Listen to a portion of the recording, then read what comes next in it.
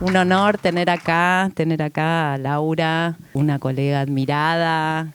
Gracias por estar acá, Laura. No, gracias. DAC, hola. por haber hecho esta maravilla de película y otras películas también maravillosas. Gracias por estar acá y tener la oportunidad de conversar con vos. Les contamos que estamos grabando esta conversación con Laura y que, bueno, ahora voy a hacerle un par de preguntitas, pero después el micrófono va a estar abierto para ustedes. El que quiera hacer una pregunta, pide el micrófono, así lo podemos tener la pregunta también grabada. Bueno, felicitaciones, bienvenida. Bueno, gracias. ¿Sabés que caí en la cuenta de algo? Ajá. Que te estás convirtiendo como en una experta de hacer películas de época.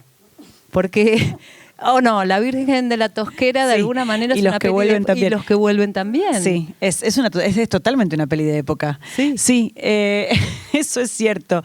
Y no es intencional, no hay una intención de hacer eso. Pero es cierto que me gusta, que me interesa, como la reconstrucción del pasado, me doy cuenta. Sí, esta reconstrucción es maravillosa. ¿Cómo trabajaste para lograr esa época? Lo primero, lo primero es desde la experiencia biográfica, porque yo tengo, digamos, Natalia tendría mi edad ahora, entonces yo tanto Benjamín como yo somos de la misma generación. Entonces, un poco lo que fue para nosotros nuestro material de investigación era nuestra vida, en un punto, y nuestras fotos, fue así como literalmente, un poco basarnos más en eso. Y después, sobre la premisa, un poco medio Mark Fisheriana, de que no hay que caer en la nostalgiamanía, y porque es una cancelación del futuro, y entonces como pensar un poco la idea de cómo transmitir el espíritu de la época, pero no que se transforme en un museo del 2000. Entonces, eso era como quizás lo que a mí más me interesaba, ser cuidadosa, porque es muy fácil caer en eso, porque la nostalgia tira, porque es muy fácil. Los objetos. Y los objetos. Exacto. Porque todos los objetos, porque es algo que siempre el confort, siempre trae como cierto confort en algún punto, y la verdad es que lo que nos interesaba era traer eso, una sensación y un espíritu de época, y no hacer tanto hincapié en que estábamos haciendo como una colección de objetos del 2000. Pero la verdad es que lo que estuvo bueno en esta oportunidad, al revés de lo que fue Los que vuelven, que sí tuvimos que investigar mucho, porque eso es principio de siglo en Misiones, es que, claro, la mayoría de las personas o cabeza de equipo, por cuestiones generacionales, teníamos más o menos, claro, la edad de haber tenido 20 y pico por ahí en el 2000. Entonces, fue un poco nuestra experiencia y nuestras historias y nuestras vivencias. Nicky Novak, por ejemplo, es Kimi Novak. Yo me imagino que varios de acá saben.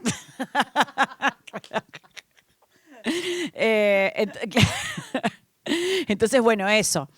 Y mucho archivo, volver a ver el archivo del 2001, ver el archivo del 2001, pero no desde un lugar, no, como hacer el ejercicio de volver a ver, porque también, más allá de que uno se acuerda cosas, en definitiva no tenés como tanto o sea, y sobre todo en este momento que estabas como re revolucionada, eras una pendeja.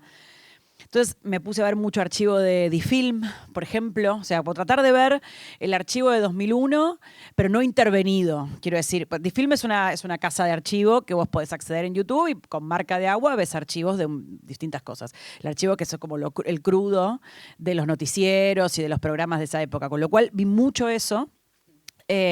O sea, saqueos en tiempo real, por ejemplo, y ese tipo de cosas, sí. Y estuvo buenísimo porque además, o sea, ver todo el 2001 sin que esté intervenido por un periodista o por una edición, o porque es el crudo, ¿no? Pues te sentás a ver el crudo. Hizo que redescubriera y que viera un montón de cosas que no me había imaginado, que no había visto, y encontrar como el detalle de diferentes escenas. Para encontrar detalles, claro. Para encontrar detalles. Y eso... También, por otro lado, tomás como todo el espíritu de Mariana Enríquez y también tus vivencias y también toda esta investigación y todo ese trabajo, ¿cómo lo haces? También porque tenés que tomar, ¿no? Por supuesto. Sí, claro. Hay como una cosa, mira, Benja usa como una expresión Benjamín, que me gusta, que es como círculo virtuoso, porque yo creo que en algún punto hay algo, sí, de los tres, porque creo que hay algo de que los cuentos de la Virgen de los cuentos de Mariana, y ella lo ha dicho, en esos cuentos son muy como personales, incluso tomados de sus propias vivencias, la Virgen de la Tosquera también, entonces como que hay algo ahí muy catártico y propio. Nosotros teníamos un material espectacular para trabajar también. Y algo que, la forma en que, la verdad es que empezamos a pensar en ese material, porque hay algo de las vivencias de los tres, está como las pibas y todo ese mundo femenino es como completamente mi vivencia, y el barrio es como más la vivencia de Benjamín. Digo, y Benjamín y yo pertenecemos a una generación, pero con Mariana también vivió la crisis del 89, entonces hablábamos también de lo que había sido ser adolescente en periodos de mucha ebullición y violencia económica y demás en nuestro país. Entonces como que hubo algo de absorber las vivencias de todos, pero con la fortuna de tener un material buenísimo, que son los cuentos de Enríquez. Y la forma también de pensar en la adaptación fue, digamos, como no pensarla como una adaptación, concretamente, sino pensarlo como un material que era del cual nosotros íbamos a tomar y íbamos a... Primero que favoreció un poco, esto lo digo con el diario del lunes, porque no es que estábamos tan cancheros en ese momento. Lo que sí, creo que un poco porque era el 2019 y porque no había tanta... Primero que porque no había tanta idea y no había tanto peso sobre los IP y sobre las obras y sobre los autores, todo eso, creo que pudimos tomar el material con mucha libertad. Y sobre todo con Mariana, que todavía no había editado la novela. Entonces, como que esperé nuestra parte de noche. Entonces, ella era como ya un ícono pop de la cultura, pero después vino Bombazo. Entonces, esto fue pre-Bombazo. Y eso estuvo bueno, porque al ser pre-Bombazo tenés menos miedo a poder meterte con el material de una autora. Sumado a que ella, además, inmediatamente como que, digamos, no es que se desligó, sino dijo, bueno, yo no voy a participar en el guión, hagan lo que quieran. En un punto. Yo lo voy a leer después, por supuesto, y ella colaboró y todo, pero como nos dio total libertad. Entonces, fue como tomar de ese material lo que nos... Por eso te digo que es como una fusión de todo, porque tampoco los cuentos son en el 2001, el 2001 aparece como una idea nuestra. Entonces, es como tomar el material como si fuese, qué sé yo, un escultor que tiene como diferentes materiales y lo estás pensando como bueno, con todo eso va a salir la obra. Y aparecen como las vivencias. Lo que tiene quizás es que es muy biográfico, lo que creo que es quizás loco y que lo veo con el tiempo es que es muy biográfica de los tres. Mariana es muy biográfico en esos cuentos y Benja y mío de la película y de esos escenarios y de esa forma de vida, de esa angustia. Sí. No, bueno, pero así hicieron que esté vivo y yo no sé si no cayó justo para les adolescentes ahora. No sé, el otro día hablé con una chica que tiene más o menos 20 que me dijo que la película está contando lo que nos está pasando a nosotros. Digo, que era como, ¿entendés? Me parece que sí. Ese trabajo que hicieron de los elementos y traer todo ese material y mantener vivo, como que funciona, ¿no? No sé qué opina acá la audiencia. Eso es algo que siempre lo tuve en mente. Quiero decir, es imposible pensar, no en términos de tendencia, quiero decir, es imposible pensar que, porque vos sabés lo que demora hacer una película, si pasa o no, cuándo la vas a filmar, digo, no tenés forma en el cine independiente, ni siquiera, más allá del momento de ahora, de saber. Quizás con otro tipo de cinematografía podés tener un poco más claro cómo va a ser la cosa, pero en el cine independiente no sabés cuándo vas a filmar, cómo. Entonces es imposible nosotros prever que iba a resonar en este caos de ahora. Eso es un loco. Sí, pero de la misma forma en que pienso esto, sí, siempre estuve como muy, muy atenta a que no sea como una película cristalizada en nuestra juventud. Y eso fue algo que no tanto lo charlábamos con Benjamín, porque quiero que, digamos, al inicio del proceso, la verdad que no hay tanta fórmula, ¿viste? Es como, bueno, uno va escribiendo, va viendo lo que va resonando, yo qué sé. No es que pensás las cosas desde la fórmula, de, bueno, siempre decís quiero hablar de estos temas, pero sí lo que a mí me pasaba era que siempre me resonaba mucho que esto no sea una película para los jóvenes de ayer. porque era muy fácil caer de la misma forma que esto de la nostalgia manía, que esto digo, porque siempre que hablas del pasado tiene que ver como una forma de, siempre que uno va para atrás tiene que ver con, por eso es importante la conservación de la memoria, porque tiene que ver con reinterpretar el presente. Entonces, yo lo tenía todo el tiempo en la cabeza, y algo que hacía como, y eso que lo fui pensando a lo largo del montaje, incluso con decisiones como que, por ejemplo, los chicos tuviesen literalmente la edad que tienen los personajes. Ponele. Y ahí te quiero hacer una que pregunta, no es tan común. porque tenés noveles, tenés actores noveles. Háblanos de eso.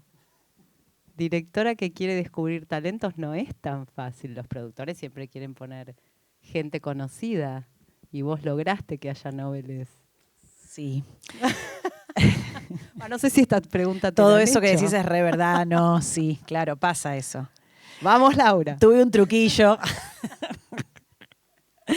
No. Porque son espectaculares, no sé, me parecieron las chiquilinas, él también, me parecieron espectaculares. Digo que se agradece como también ver gente nueva, pero calculo que fue algo que lograste. Contanos. Sí. El truquillo. No, por un lado, había varias situaciones que ayudaban. Una es que teníamos a Mariana, digamos, como que era algo, para el momento en donde hicimos el casting, Mariana ya era una estrella pop. Entonces, como que había algo un poco de eso que me salvaguardaba diciendo, bueno, pero esta va a ser la película en donde la figura es esa, por decirlo de alguna forma. Son dos cosas que uno le tiene que decir a los productores para hacer lo que quiere. Entonces, esa es la figura. Después yo argumento, digo, ¿no? Que es, me parece importante que para mantener el espíritu del guión y de los cuentos de Mariana Enríquez, que son cuentos que suceden en un territorio muy preciso, que es el conurbano, que no es la provincia de Buenos Aires, es el primer cordón, el segundo cordón, digo, que es lo que rodea a los suburbios que rodean a la ciudad, que sean chicos que sean de ahí, en algún punto, me parece, porque son muy jóvenes y porque la vivencia de tomarse un tren a los 19 años la podés tener o no, pero tienen que ser pibes que tengan para mí en el cuerpo haberse tomado un bondi de línea a cualquier hora y viajar, no sé, hasta Edo. Entonces, como que te argumentás todo esto. Después también no, yo te peleo mucho las ideas. No, se nota. Después, no, que digamos, que trucho que se ve cuando, yo acá estoy siendo un poco más elegante de como soy con mis amigos. Qué trucho que se ve cuando tenés un actor que tiene 24, 25 años y tiene que parecer de 19. Siento que ahí hay una inmediata falta de empatía. Inmediatamente rompes la empatía.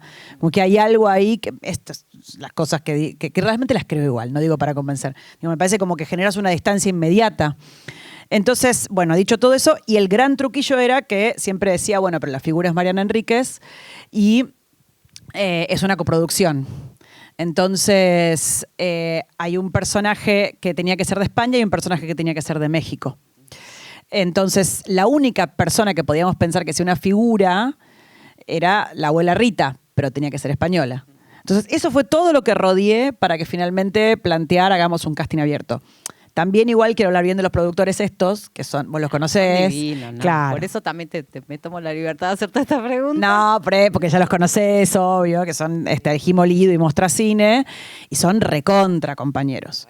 Entonces, piolas también, digamos todo. Digámoslo, claro, todo. porque una es Ellos verdad que hace piolas también, porque otros Sí. por ahí no te lo permiten y con otros tranquilamente podría. O sea, lo más probable es que hubiera pasado eso. Seguro. Entonces, como que acá ellos son productores que son, primero que son unos locos totales, y lo digo en el mejor sentido, y que de verdad valoran hacer el cine, digamos, son productores que de verdad creen en la propuesta, que de verdad valoran por qué lo están haciendo y cuáles son las decisiones que estamos son tomando. productores que tienen una mirada muy artística, muy presente. Sí, tienen presente la mirada artística y les importa y les interesa. Que hay discusiones, obvio, que hasta último momento estuvimos dudando con la protagonista y que había la posibilidad, yo quería un poco romper también la dinámica de los hijos perdón si hay acá, pero es como que pasa mucho eso, de los actores, yo qué sé, entonces para mí era como, tiene que ser del conurbano, y bueno, y hasta último momento estuvimos dudando mucho, y ahí dimos la pelea fuerte para que sea Dolores, para que sea Natalia la chica que es. Sí. No, muy espectacular, muy espectacular. Pero ensayamos mucho también, ¿eh? Algo que está bueno laburar, que eso también lo sabes, algo que está bueno de laburar con actores nobles es que tienen toda la potencia y toda la garra y todas las ganas y la disponibilidad y hambre como para juntarse a ensayar 2 veces por semana durante 2 meses, digamos. Claro. ¿Viste? Es como que hay algo ahí también de que... No, yo la verdad que ojalá, y me encantó laburar con... Yo tenía miedo de laburar con adolescentes, re prejuiciosa, porque dije, no sé, re boluda, dije, ay, no me van a dar bola y qué sé yo. ¿Y qué edad tenían cuando filmaron? 19, 21. Sí. Sí, son chicos. Ella literalmente tiene 19. Ahora tiene 21 años, Dolo. Son minis. Sí. No, vieras la disciplina, Tami. Sí, eso también. O sea, como súper disciplinados, súper llegando, sabiéndose la letra, no sé, cosas que están buenas. Qué bueno. Sí. Muy bueno. Bueno, y te tengo que hacer la pregunta obvia de lo de la adaptación, antes de pasar a las preguntas del público que quieran. Un poco, bueno, ¿cómo es este trabajo? Que también tiene como una línea más que no es a partir de un guión original tuyo, sino como, bueno, y el deal con la superestrella. Con Mariana. Sí. El deal con Mariana fue simplemente, insisto que también fue hace un par de años atrás. De todas maneras, bueno, nada, le escribí un mail, digamos, eso fue... Y nos juntamos a conversar. Y creo que ahí en esa primera conversación, lo que establecimos fue como un gusto en común. Entonces nos la pasamos hablando de películas que nos gustaban, o más bien nos dimos cuenta que nos gustaban las mismas películas. Y viste que eso está bueno, porque decís, bueno, estamos en una misma sintonía, porque al final se trata de, esto va a ser medio hippie, pero se trata de la sinergia que tenés con la otra persona. Lo sabés, o sea, como que ves lo que va a llevar a buen puerto o no. A cada uno le gustan cosas diferentes, fin, ya está. Entonces, bueno, si más o menos estamos en un canal parecido, y bueno, entonces va a andar. Eso fue lo que pasó con Mariana. Entonces, después con Benjamín, para hacer la adaptación, conversamos previamente. Sí, como que había una cuestión de que ya de base no lo pensamos como una adaptación, sino como una palabra que es transposición, que tiene que ver con literalmente tomar una obra y traspolerla en algo nuevo, que no se trata concretamente el wannabe o la adaptación de esa obra. Yo me desligué completamente, y no sé, por suerte, porque soy un inconsciente, de lo que hubiese querido Mariana Enríquez, la verdad. Ojo, siempre quise pero que para volver, porque de alguna manera es como que bueno, eso, te convertís en otra cosa, pero como que volvés o traes aromas o traes bueno, sí, claro, totalmente. Yo pensé para que quede vivo, como dijiste un poco al inicio. Ese material es increíble. O sea, es trabajar con... Pero quiero decir, cuando digo desligarme, lo que quería es imaginar qué película hubiese hecho ella. Porque si no, a eso me refiero. La mirada de ella. Claro, pero son los cuentos, digamos. Es las sensaciones que me generaron esos cuentos que son poderosísimos, que expresan, es eso realmente. No se me hubiera ocurrido, nunca se me hubiese ocurrido algo tan bueno y tan potente como todo lo que sintetiza un cuento como La Virgen de la Tosquera, a nivel social, a nivel femenino, hormonal, hablando, digamos, después el carrito y lo que habla el carrito de la crisis como una maldición. Es un material para trabajar que es un lujo. Pero lo que quiero decir con la película es porque, nada, hay que agarrar y hacer la película que a uno se le ocurre con eso.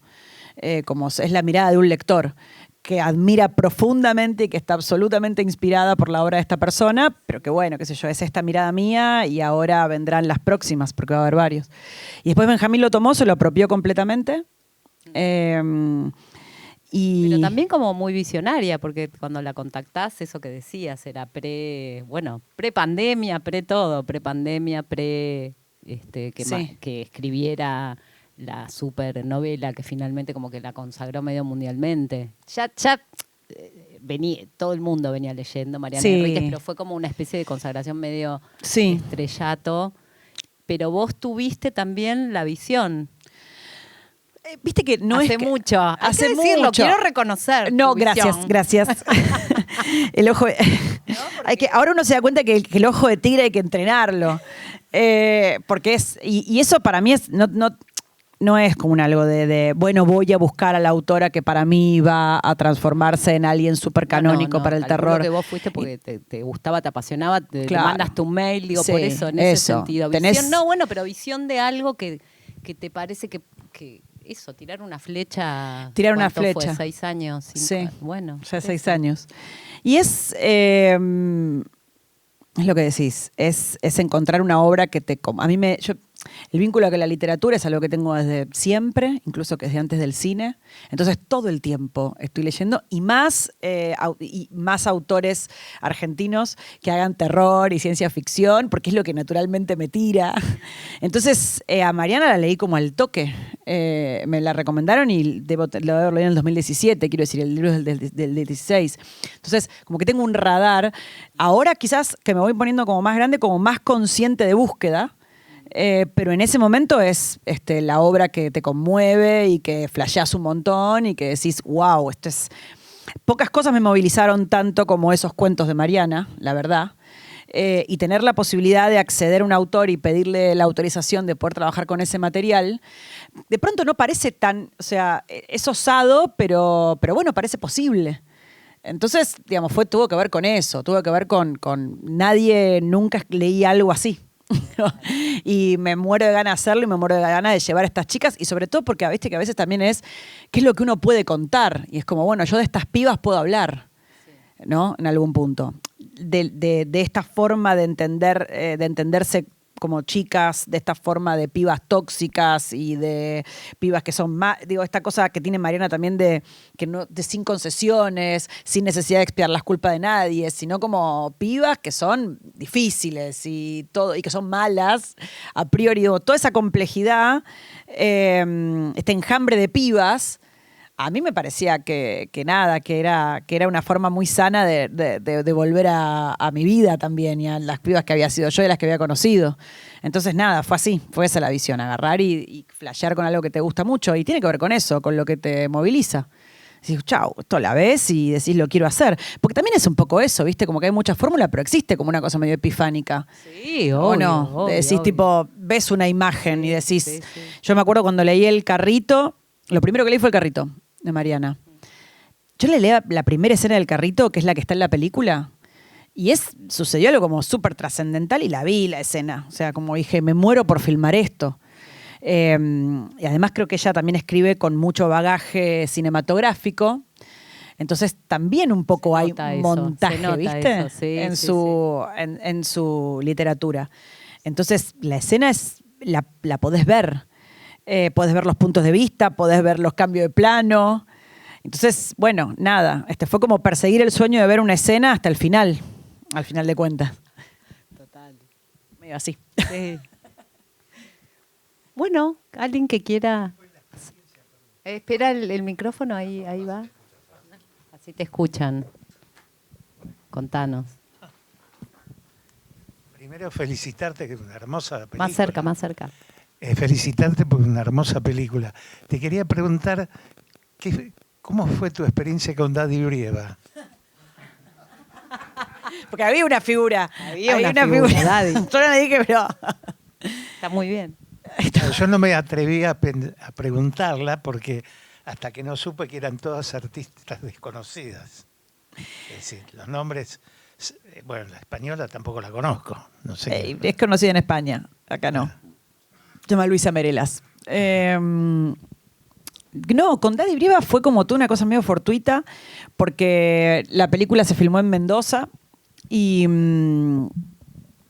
a último momento nosotros estábamos buscando al personaje. La película se filmó en Mendoza por circunstancias que tuvieron que ver con la financiación. Entonces estábamos buscando todo el elenco mendocino y teníamos la intención de que el personaje de Gerardo también fuera un actor, pero bueno, también a lo largo del casting no aparecía un actor que nos interesara para Gerardo.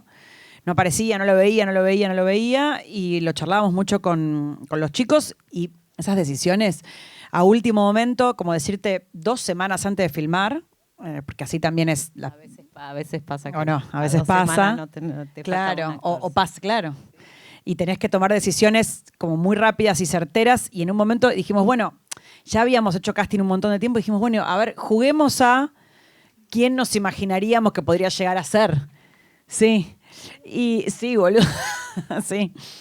Y dijimos, che, y empezamos a tirar nombres y apareció Daddy Brieva, ya no me acuerdo cómo. Yo dije, puede ser.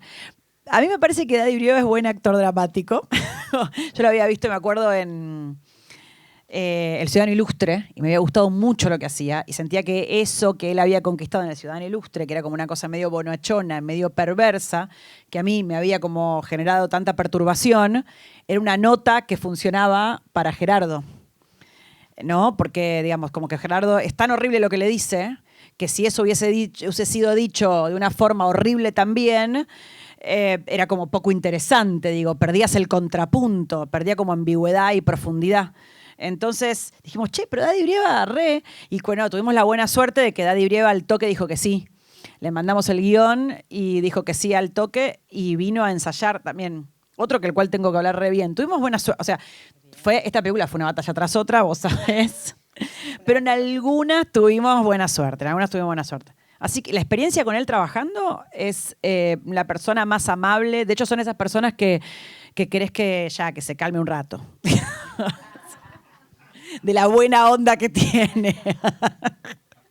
Pero es un divino y vino totalmente predispuesto a ensayar, predispuesto a escuchar también, que muchas veces con esos artistas que son figuras, a veces te encontrás con que vienen predispuestos a actuar, pero no a escuchar, digamos, ¿no? Como que van a hacer un poco lo que más o menos ellos saben que les funcione, que quieren hacer. Y acá no, vino como totalmente atento a escuchar y entonces muy receptivo a eso. Así que nada, muy bien, Daddy Brieva como actor. Creo que tendría que actuar más en papeles dramáticos. Hola, bueno, felicitaciones. Me había quedado pendiente de verla y hoy tengo la suerte de verla acá, así que muy contenta. Yo te quería preguntar por lo gestual de estas chicas, que justamente me parece que el valor está en que no son muy gestuales y que la carga está puesta en la mirada, sobre todo de la protagonista. Me encantó eso, ¿no? La fuerza de una mirada en una cara que quizás no tiene gesto, pero que lo dice todo. Si eso fue una marcación tuya, fue un hallazgo en estos ensayos que mencionás. No, a mí me gusta trabajar con los primeros planos y con las miradas. En la película anterior también. Creo que es como una de las cosas más potentes que tiene el cine. Quizás como ahí hay en contraposición con el teatro, que es que vos podés realmente ampliar y acercarte muchísimo a una mirada y podés a partir de ahí generar un montón de preguntas, que me parece que eso es lo interesante que tiene para transmitir una mirada, más que certezas, concretamente. Entonces, al respecto de la gestualidad, entonces sí, eso siempre fue algo que fue desde el inicio, un planteo de puesta de cámara, conversada con el director de fotografía y también conversado con las actrices. Yo busqué actrices que tuviesen esa gestualidad también, porque eso es como todo un recorrido que vas haciendo por varias cuestiones. Primero hay una cuestión de gusto personal. Segundo, porque me parecía que justo muchas veces algunas líneas de diálogo y por lo que sucedía, sentía que podía caer en lugares en los cuales si eran hipergestuales iba a caer en un lugar de superficialidad, porque puede llegar a ser medio una telenovela a veces las cosas que dicen. Entonces como que todo el tiempo la idea era como armar un contrapunto narrativo y visual desde la gestualidad con el diálogo, porque en definitiva lo que a mí más me interesa es que lo que está viviendo un personaje o un plano esté más generando como... no esté generando certezas, digo, que esté generando preguntas y dudas y que sea algo que tienes que completar vos como espectador. Entonces trabajar, es muy lindo el primer plano, porque ahí, digamos, en ese sentido, que al poder tener esa posibilidad que te da el cine de acercarte muchísimo a un personaje y a una mirada, porque justamente tenés la posibilidad de trabajar en grande y de poder, de poder justamente aprovechar como ese dispositivo de puesta de cámara. Entonces, bueno, por todas esas cuestiones, sí, la marcación siempre fue esa, pero también igual hay algo que es que vos lo sabés, que es que el casting es un porcentaje altísimo. Vos vas a buscar a los personajes, no es que estás buscando, idealmente, digo yo, generalmente vas a buscar al personaje, no estás buscando al actor que haga de. Entonces, busqué actrices que tuviesen también esa gestualidad. Podría haber sido por otro camino. Entonces, son también cosas que que van surgiendo desde la propuesta de los que actúan. Excelente elección de Dolores. Ah, bueno, gracias. Estuvo ahí, como dijiste, al borde, pero no. Estuvo al borde. No, yo siempre la quise, fue una pelea con los perros. Pero bueno, son cosas que pasan. No, pero otra actriz era muy buena también. Ninguna. Sí, pero es bailarina. Entonces, digo, sí, no es, ninguno de ellos son no actores. Todos ellos son actores. Lo que pasa es que son actores noveles. Todos van a escuelas de teatro. Lo que pasa es que las escuelas de teatro son, que yo en San Justo, una, que es, por ejemplo, donde viene el personaje de una de las hermanitas. Dolores es bailarina y de la escuela de Flavio Mendoza. Sí, un loco. Sí. Sí. Y acá la comedia musical, éxito total. ojalá, ¿no? Sí, ella quiere ser, pero no canta, pero bueno, a mí también lo que me gusta mucho de ella es, bueno, tiene una voz muy sensual para mí que está bueno, pero no tenía experiencia, ¿no? Tenía, como decirte, viste, dentro de la carrera tenían una materia que era teatro, esa fue, me acuerdo porque le digo, ¿dónde estudiaste? Y me quiso decir como, no, bueno, una materia, pero porque la vi potente lo que hacía, no porque quise cuestionarla, ni mucho menos, fue como, wow. Pero ella quería como decir claro, ella quería justificarse, porque dijo, mirá si le digo... Es fantástica. Digo, mirá, está la dentro de esta piba, ¿dónde estudiaste? Sí.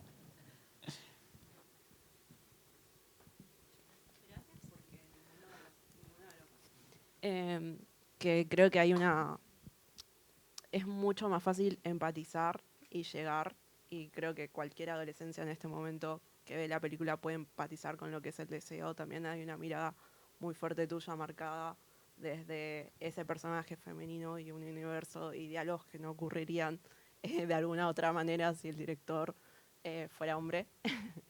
Y se resiente eso también, desde cómo congeniaste con los cuentos de Mariana, porque son universos que empiezan a palpitar ahí, como que todo el tiempo tenés esa sensación de terror de que algo malo va a pasar, algo se está pudriendo, y también muchas veces en la adolescencia es esa sensación de ese deseo frustrado que no se puede consolidar, y en ese momento es lo peor que te puede pasar del mundo, tipo, ¿cuándo vamos a debutar? Y se siente muy lindo, muy presente, así que nada, muchas gracias por eso. Bueno, qué bueno. Bueno, ves, ahí está, esta es la buena que pasa ahora con los actores desconocidos. Me gusta eso, que cerremos, que nos cuentes, porque estoy de acuerdo, creo que hay algo de que captás de lo del deseo adolescente, que por ahí también podría ampliarse, no sé, como un deseo de algo femenino, no sé, también con los que vuelven me parece que también hay algo de eso, ¿no? Deseo en ese caso de la complejidad del deseo. Claro. Sí, es algo que a vos lo deseo. Yo creo que sí, porque la verdad está muy claramente acá, pero... Sí, y en los que vuelven creo que también. Cerranos con una reflexión. Una reflexión. Sí, es cierto, en esta quizás un poco más, pero también hay tensiones sexuales, tensiones emocionales y sensuales y deseos obturados en los que vuelven. Y acá, al respecto de lo que es, o sea, en cualquier caso es hablar de la cantidad de aristas posibles que tiene el deseo y no verlo como de una forma extremadamente maniquea, sino hablar de todas las posibilidades que hay y todas las maneras que hay de desear, y también hablar de algo que a veces es como medio, que es el deseo obturado o la sensación de cómo lograr como la determinada satisfacción, que es algo que para mí en este caso, en la adolescencia, es algo que tiene una potencia enorme, porque no terminamos de saber cómo procesar todo eso. Es como el primer deseo, es como sentirse deseante por primera vez, o yo lo recuerdo como de esa manera, o lo siento de esa manera, pero no poder entender cómo, no tener las herramientas emocionales ni psíquicas para poder entender qué tipo de cauce darle o cómo vivirlo de una manera que sea positiva o sana. Entonces, creo que ahí... Hay algo que dijiste como hormonal, y que se ve mucho en la película, que eso es buenísimo, ¿no? Porque después por ahí nosotras adultas y todo lo que estamos como bajando, diciendo, no, pero en la película se ve como, ¿no? Como muy vivo, como que se ve la hormonalidad. Terror hormonal, el otro día me dijeron. ¡Hormonal! Me encantó. El otro día me dijeron película de terror hormonal. Sí, sí. Terror hormonal. Y es, pero que Anotado. son de terror, por Dios, las hormonas. Y ahora después cuando hagamos la de la menopausia, amiga. Pues voy con esa. Una, ¿cómo se En llama? unos años voy con esa. Trilogía después, no sé. Sí, tal cual. La maternidad. La maternidad. Claro. La vejez. Me falta la vejez. Ya voy. Unos años, ya estoy cerca. No, pero bueno. Nada, como que hay algo también de dar cuenta de lo doloroso que puede ser el deseo, que es como esta cosa de por qué a veces, yo además aparte siento como que históricamente había visto adolescentes representadas, siempre muy, las adolescentes, mujeres en el cine, voy a hacer una generalización, pero un poco, incluso desde las mujeres, como un poco una objetivación del deseo, ¿no? Como personas que parece que tuviesen que ser siempre, digamos, como unas representaciones que no eran las que como yo me sentía en ese momento, de pibas que eran cuerpos como muy deseantes y que tenían como mucha conciencia de ese deseo, pero que tampoco sabían demasiado cómo encauzarlo y que eso resultaba como muy, muy doloroso y muy difícil y muy angustiante. De hecho, lo que sucede en el final también es una sensación de que la satisfacción llega también relacionada con el dolor. Porque hay algo también de que es un personaje que en el final, más allá de que la decisión que toma, encuentra un poco de sosiego, de alguna forma. Y entonces como placer y dolor me parecía que también era algo que era interesante poder contarlo como parte de nuestra experiencia humana y como parte sobre todo de la experiencia de la adolescencia. Una preguntita más. Dale, sí. Me quedé pensando una cosa que es como re fuerte, que es el tono que tiene la peli, como de la inminencia, como si fuera, de hecho, esta misma imagen, un iceberg. Vemos una parte, pero como que se siente que detrás hay un montón más. ¿Eso ya estaba en el guión o eso fue creciendo en el proceso de, digamos, de ya pensar cómo filmar el guión? Eso está en La Virgen de... Eso creo que es una de las cosas que más me interesan, no tanto del carrito, pero sí del cuento de la Virgen de la Tosquera. O sea que yo diría que eso está en el cuento de la Virgen de la Tosquera. Es quizás una de las cosas más interesantes es justamente eso, que vos ves el iceberg, vos ves básicamente la puertita del iceberg de una situación que es sumamente densa, pero que está oculta y eso hace que sea también como muy sensual y muy sexy todo lo que sucede al respecto de esos cuerpos así como intervenidos por el calor, por el deseo, por el verano. Y entonces, digo, yo creo que viene de ahí inicialmente ese cuento. Después aparece también en el guión de Benjamín, porque Benjamín me parece que también es un autor que trabaja de esa manera, en películas como... Benja, digamos, tiene como muchas cosas, muchas películas diferentes, pero creo que, por ejemplo, en películas como Rojo, un poco trabaja como en esa misma idea de una cosa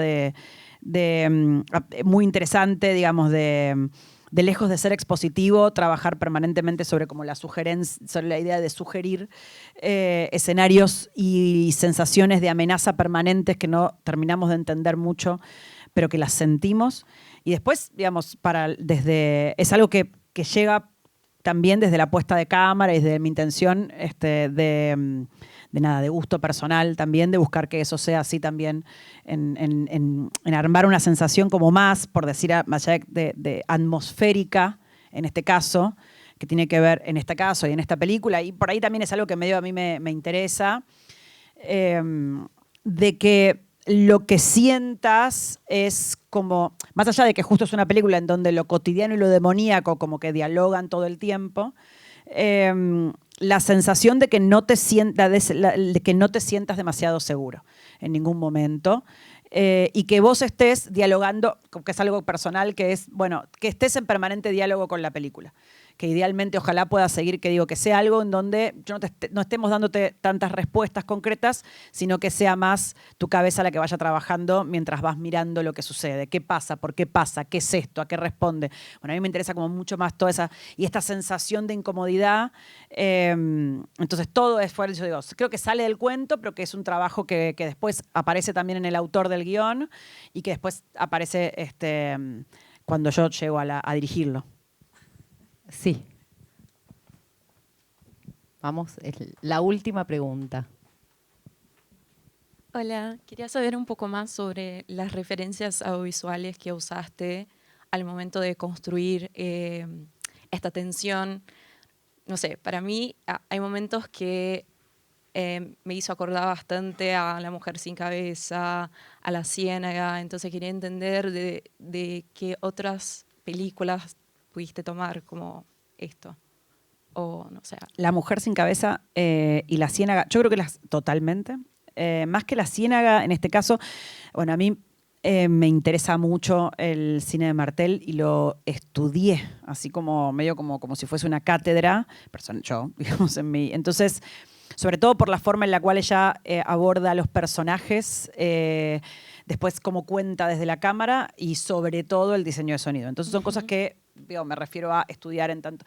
Pero siempre con el lente de lo que me gusta hacer así, a mí, que es cine fantástico y de terror, digamos. Entonces, porque encuentro como operaciones muy interesantes en lo que ella hace, que me sirven a mí como para pensar una película de género, más que en películas de género como más canónicas, y yo qué sé, de jumpscare, esas cosas. Entonces, a mí me parece que además...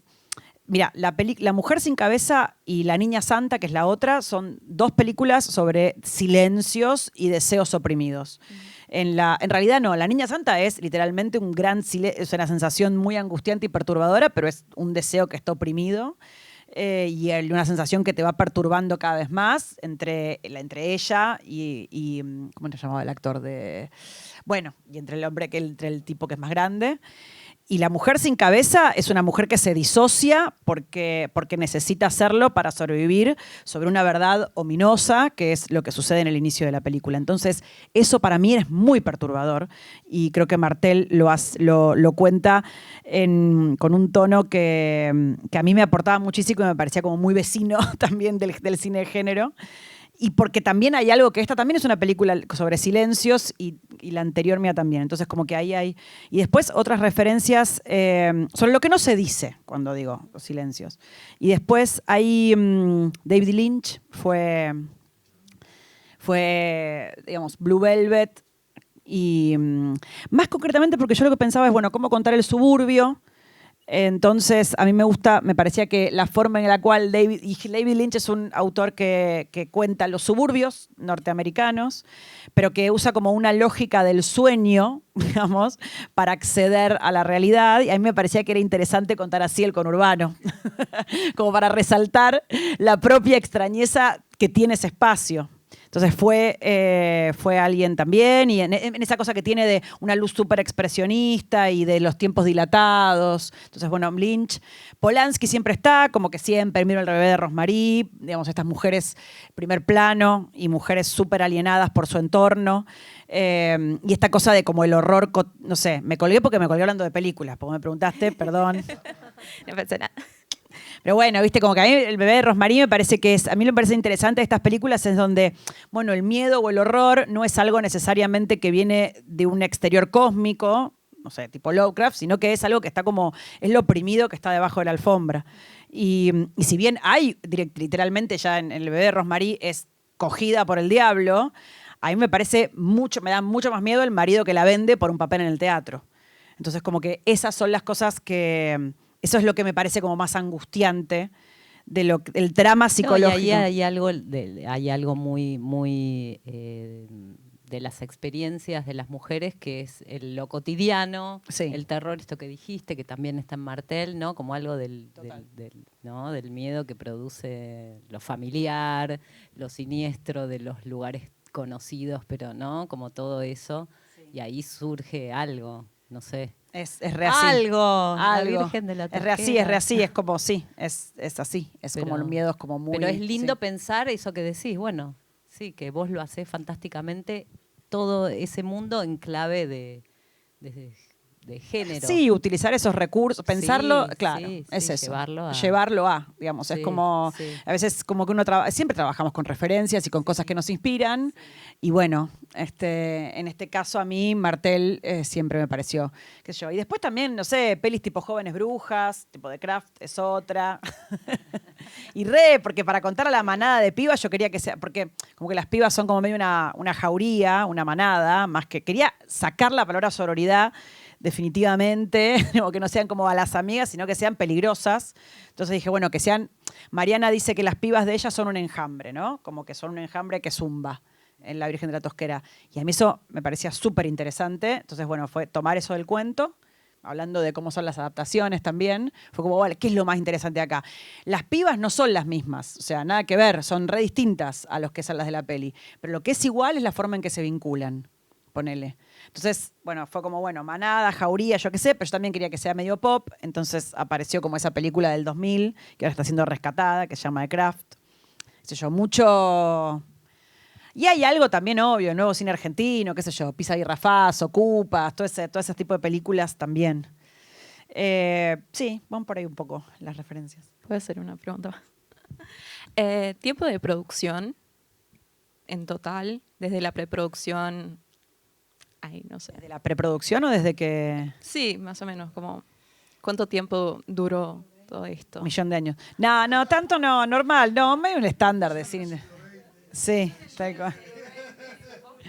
No, 2019, o sea, el guión se escribió en el 2020. Sí, Silvia hacía hacer como se escribió en el 2020. Todo el 2020, que fue pandemia, fue el proceso del guión.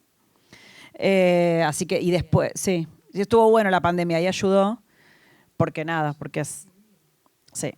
Entonces, todo eso fue 2020, y después fue juntar plata durante 3 años, por decir 4 años.